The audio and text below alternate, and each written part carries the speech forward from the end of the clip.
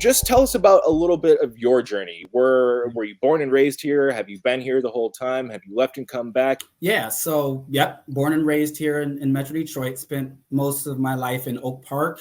Went to Ferndale High School for high school. Went to Wayne State University for undergrad. I went to the University of Michigan Ross School of Business for my MBA. So Michigan, Michigan, Michigan. What about Southeast Michigan, the Detroit area, has kept you here? Because again, you have options. Marketing and marketing within the automotive industry was really appealing to me. I mean, that's an industry that is growing and evolving each day. And so for me, what's best for my career, what's best for my family is chasing after that. In your experience, because you've been here, you've been in the industry, and you've played multiple roles in the industry as well.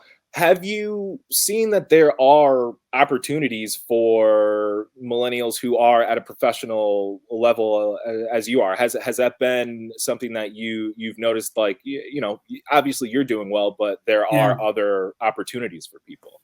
For so long, we're expecting that big fish, that, Amazon World Headquarters 2.0. Remember when that discussion happened? Yep. But that's not how we're set up. Not as a region, not as a city. We're set up like the bad boys. We're set up like the Pistons, where you have one small piece added to another piece, added to another piece. Part of one of the things you do, as we said also in the open, is your work with Let's Detroit. You said you've been doing that for a couple of years. So just tell us, for those who are unaware, what is Let's Detroit and what your role is as an ambassador has been? Yeah, so Let's Detroit is a part of the Detroit Chamber of Commerce, and really, Let's Detroit is just a connector. Metro Detroit, it's small to us locals, but for transplants, people trying to enter this area, it can be pretty big. I mean, it's hard to find your network, the best companies to work for, places to visit, organizations to create an impact on. And what Let's Detroit's goal is to make that easier. They want to connect young professionals like myself to other young professionals. Point blank, period. What they're finding is we can Google best restaurants to go to. You can LinkedIn best places to work. But when it comes from somebody that's experienced it, myself, it's more impactful. I'll give you examples. So I'm a Black male. I'm married. I live in the suburbs. I work in automotive. That's my experience. It's unique. And I can share that gospel of Detroit with, let's say, 10 people at different bars, at networking events, but that only goes so far. What Let's Detroit is equipped to do is amplify that. What kind of difference does it make to actually have a real life person help you figure these things out when you're essentially considering and looking into what is a major life shift? So this might be a millennial answer, but I think connections are important. I mean, as we're making these decisions, it's a lot harder to leave an area if you have those emotional and real connections to that area. And the only way to create it is not through a Google search, it's with somebody like myself or other Let's ambassadors showing you around.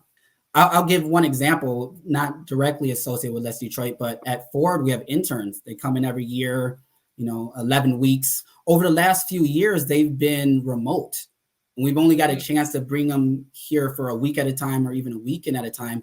Last year, when we had our interns come in for only 4 days, first of all, we packed so much into those 4 days. I don't know how they survived. We floated the Huron River. We took them to the DIA. We took them to sporting events. We had a barbecue. But the amount of times that people said, I did not know Detroit had so much to offer. Wow, I did not know that the riverfront was so cool. I didn't know, and this is a quote, I didn't know Michigan had beaches. It really is. How often do you encounter that type of thing? Because when you say someone was unaware that Michigan has beaches and Michigan has the world's largest freshwater coastline, exactly.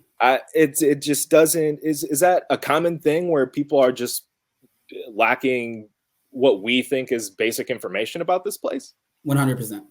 And it's because for so long we haven't controlled our narrative. I mean, there's been obviously stuff in the news. We can go into the social, political climate and things like that if we wanted to. But at the end of the day, the news has controlled what is Detroit, what is Michigan for way too long. And until we get to a place where we're taking that narrative back, that's what's gonna happen. Watch One Detroit Thursday at 7:30 p.m.